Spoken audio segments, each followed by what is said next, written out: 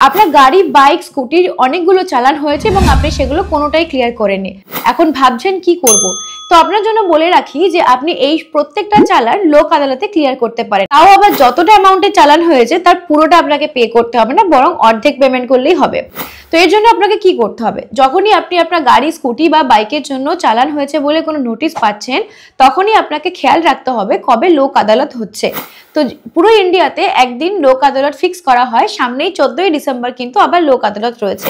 এর জন্য আপনাকে কি করতে হবে, আপনার ভেহিকেল নাম্বার এন্ড চালান নাম্বার দিয়ে লোক আদালতের যে ওয়েবসাইট সেখানে আপনাকে রেজিস্টার করতে হবে এবং তারপর আপনাকে নিয়ারেস্ট কোন কোর্টে যেতে হবে সেটা ওখান থেকে আপনাকে SMS এর থ্রুতে বলে দেওয়া হবে।